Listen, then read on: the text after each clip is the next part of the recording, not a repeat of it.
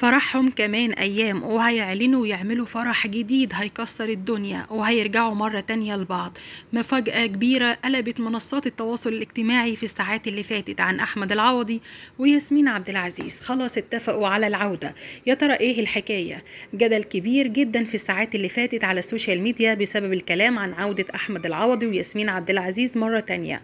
هيرجعوا لبعض، خصوصا في بعد تصريحات العوضي اللي اتكلم فيها عن ياسمين وحبه ليها، وانه لو ربنا اراد خلاص هيرجعوا لبعض، وان هو لسه بيحبها وعنده حاجات كبيرة جدا ومفيش مانع كمان يشتغلوا مع بعض مرة تانية، سواء كانت الاعمال درامية او سينمائية.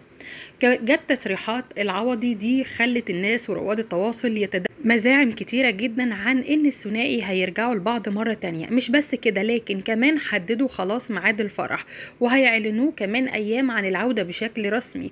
وفي بعض المتابعين قالوا ان عودة ياسمين عبد العزيز واحمد العوضي هتكون بعد عيد الاضحى مباشرة، وانهم في فترة التجهيز للاعلان، وهيعملوا فرح كبير تاني وهتكون ليلة من الف ليلة وليلة. لكن ايه الحقيقة في كل ده؟ وفعلا العوضي وياسمين هيرجعوا لبعض في الايام اللي جاية.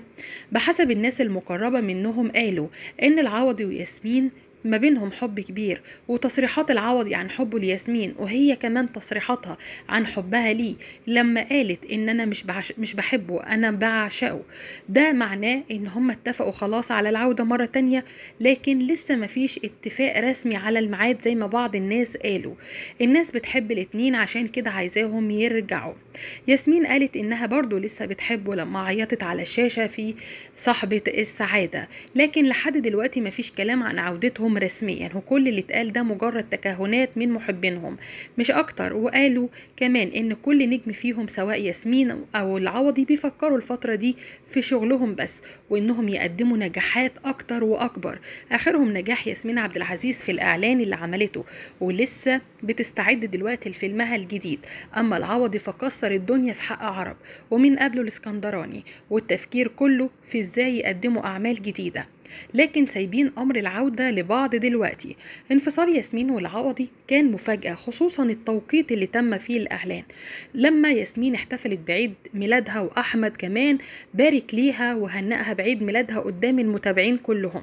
وبعدها بساعات طلع واعلنوا الطرفين ان تم الانفصال وتم الطلاق بينهم عشان ينهوا علاقة الزواج اللي استمرت 5 سنين. قالت عليهم ياسمين ان عمره ما زعلها ولا بص لغيرها، وقالت في منشور تاني بعد الانفصال: اشهد الله ان هذا الرجل لم يخونني على مدار ال5 سنين جواز، لكن الانفصال مش بايدينا. ياسمين والعوضي قعدوا فترة مفيش حاجة بتجمعهم لحد ما ظهروا هما الاتنين كل واحد في برنامج مختلف واتكلموا عن حبهم لبعض. بدأها العوضي ووصف ياسمين بانها حب حياته والحب الحقيقي والوحيد.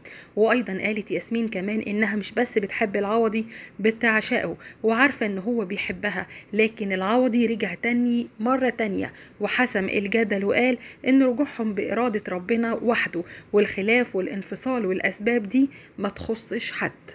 فرحهم كمان أيام وهيعلنوا ويعملوا فرح جديد هيكسر الدنيا وهيرجعوا مرة تانية لبعض. مفاجأة كبيرة قلبت منصات التواصل